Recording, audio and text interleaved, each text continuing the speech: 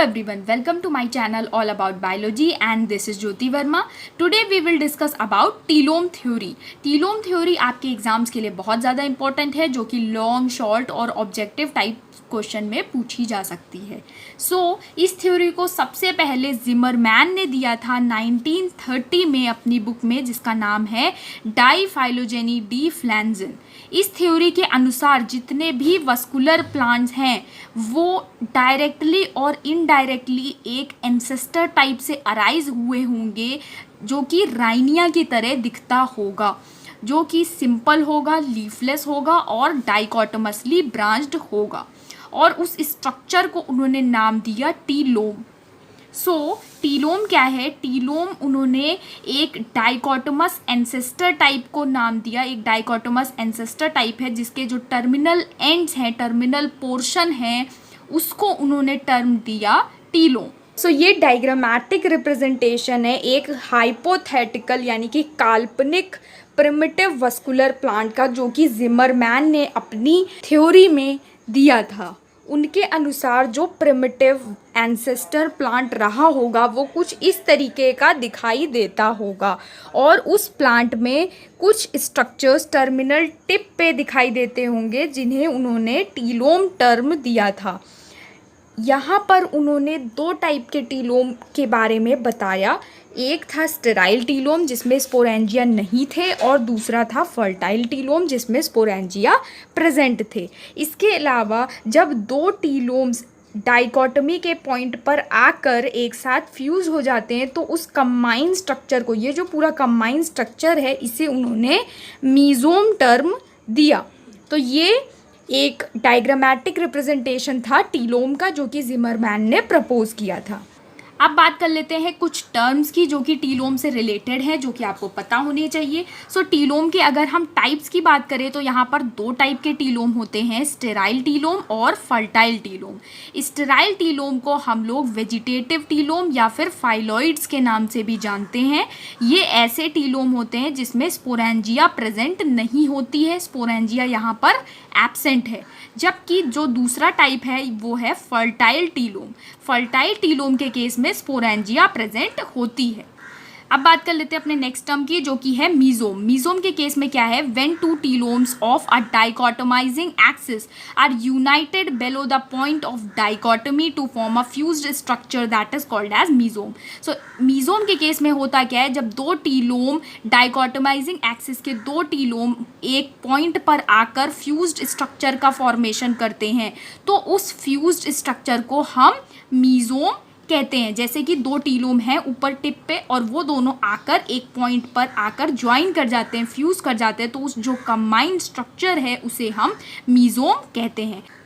अब बात करते हैं सिंटीलोम और टीलोम ट्रस की. सिंटीलोम और टीलोम ट्रस का मतलब यहाँ पर एक ही है, टीलोम्स का ग्रुप. और ये जो टीलोम्स का ग्रुप है ये दो टाइप का हो सकता है, फाइलॉइड ट्रस और फर्टाइल ट्रस. फाइलॉइड ट्रस के केस में क्या होता है? यहाँ पर आपको स्टेराइल टीलोम का ग्रुप देखने को मिलेगा, जबकि फर्टाइल ट्रस के केस में आपको फर्टाइल टीलोम का ग्रुप देखने को मिलेगा. इसके अलावा इन दोनों का जो मिक्स्ड टीलोम होता है उसे बोलते हैं मिक्स्ड सिंटीलोम या फिर मिक्स्ड टीलोम ट्रस, जिसमें आपको एक ग्रुप दिखाई देगा जिसमें बोथ फर्टाइल और स्टेराइल टीलोम प्रेजेंट होंगे. तो ये टर्म्स थे जो कि टीलोम थ्योरी से रिलेटेड और टीलोम से रिलेटेड थे. जिमरमैन ने अपनी टीलोम थ्योरी में 5 एलिमेंट्री प्रोसेसेस के बारे में बताया था जिनके through higher vascular plants evolve हुए होंगे. Zimmermann suggested that the following elementary processes were responsible for the development of higher vascular plants from early vascular cryptogams. पहला जो हमारा एलिमेंट्री प्रोसेस था वो था ओवरटॉपिंग. इस केस में क्या है? ये आपको पता है कि डाइकोटोमाइजिंग ब्रांचेस हैं, क्योंकि ये मेन ब्रांच है वो फिर दो में डिवाइड हो रही है. ये जो ब्रांचेस है वो अल्टीमेटली फिर से दो में डिवाइड हो रही है, इसे ही हम डाइकोटोमस ब्रांचिंग कहते हैं.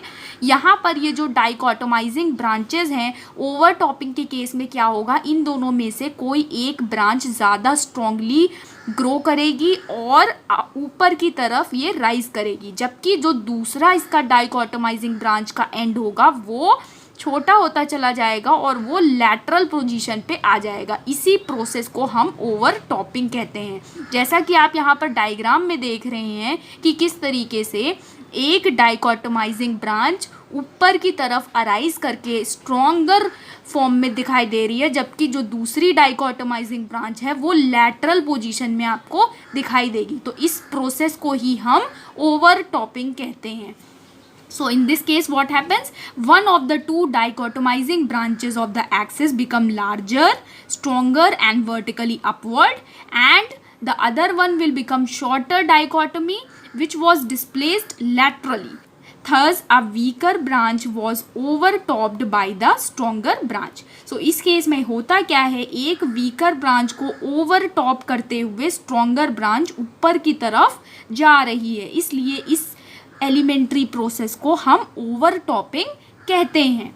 अब इसके बाद बात करते हैं नेक्स्ट एलिमेंट्री प्रोसेस की, जो कि है प्लेनेशन। इसमें क्या होता है, जो हमारे टीलोम्स और मीजोम्स थे ट्रस के यानी कि ग्रुप के, वो 3D पैटर्न से शिफ्ट होकर एक सिंगल प्लेन में आ जाते हैं और इसे हम फैन शेप्ड डाइकोटोमी के नाम से भी जानते हैं। यानी प्लेनेशन में होता क्या है, जो भी टीलोम या मीजोम या ट्रस हैं वो 3D पैटर्न को छोड़कर एक सिंगल कॉमन प्लेन में आ जाते हैं। जैसा कि आप यहाँ पर देख रहे हैं इस डायग्राम में, ये वाला जो आपको डाइकोटोमाइजिंग ब्रांच दिखाई दे रही है वो ऊपर की तरफ है और जो दूसरी वाली है वो नीचे की तरफ है। लेकिन प्लेनेशन प्रोसेस में होता क्या है, ये दोनों ही डाइकोटोमाइजिंग ब्रांच एक प्लेन में आ गई हैं, तो इस प्रोसेस को हम प्लेनेशन कहते हैं। अब बात कर लेते हैं अपनी नेक्स्ट एलिमेंट्री प्रोसेस की, जो कि है सिनजेनेसिस, फ्यूजन और वेबिंग। इस प्रोसेस में होता क्या है, जो टीलोम्स होते हैं वो आपस में फ्यूज कर जाते हैं, कंबाइंड स्ट्रक्चर बना लेते हैं, क्योंकि इनके दोनों तरफ एक तरीके का पैरेनकाइमेटस टिश्यू बन जाता है। तो इस तरीके से आप देख सकते हैं कि यहाँ पर दोनों ही टीलोम एक कॉमन पैरेनकाइमेटस मास्क में आपको दिखाई दे रहे हैं। तो इस प्रोसेस को हम फ्यूजन या वेबिंग भी कहते हैं। So in this case what happens, there is fusion of telome and mesome by the development of parenchymatous tissue. Zimmermann ने कहा कि ये जो फ्यूजन और वेबिंग की प्रोसेस है, इसके थ्रू लीव्स में ओपन डाइकोटोमस ब्रांचिंग को एक्सप्लेन किया जा सकता है, पिन्नेटिफाइड लीव्स और रेटिकुलेट वेनेशन को एक्सप्लेन किया जा सकता है कि ये चीज़ें फ्यूजन और वेबिंग के थ्रू बनी होंगी लीव्स में। इसके अलावा फ्यूजन और वेबिंग के थ्रू पॉलीस्टिलिक कंडीशन को एक्सप्लेन किया जा सकता है सिलेजिनेला के केस में। अब बात कर लेते हैं अपनी नेक्स्ट एलिमेंट्री प्रोसेस की, जो कि है रिडक्शन।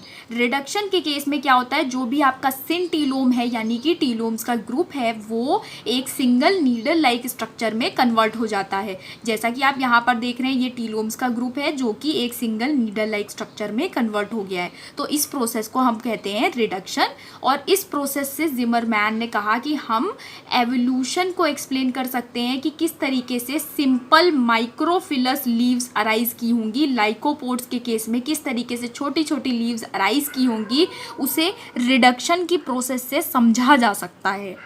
अब बात कर लेते हैं अपनी नेक्स्ट एलिमेंट्री प्रोसेस की, जो कि है कर्वेशन। इसमें आपको दो टाइप्स देखने को मिलेंगे, रिकर्वेशन और इनकर्वेशन। रिकर्वेशन में होता क्या है, जब भी टीलोम नीचे की तरफ बेंड हो जाता है तो उस कंडीशन को हम रिकर्वेशन कहते हैं। जैसा कि इस डायग्राम में आप देख सकते हैं, जो टीलोम है और उसके स्पोरेंजिया हैं वो बेंड हो गए हैं, तो इस प्रोसेस को हम कहते हैं रिकर्वेशन। जबकि इनकर्वेशन में क्या होता है, जो स्पोरेंजिया होती है वो लीफ के वेंट्रल सरफेस पे आ जाती है, तो उस प्रोसेस को हम कहते हैं इनकर्वेशन। सो इस तरीके से टीलोम थ्योरी के केस में हम 5 बेसिक प्रोसेसेस और एलिमेंट्री प्रोसेसेस को डिस्कस कर चुके हैं, जो कि थी ओवरटॉपिंग, प्लेनेशन, फ्यूजन और वेबिंग, रिडक्शन और कर्वेशन। सो अगर आपको वीडियो पसंद आया तो चैनल को सब्सक्राइब करिए, लाइक करिए एंड शेयर करिए। Thank you so much.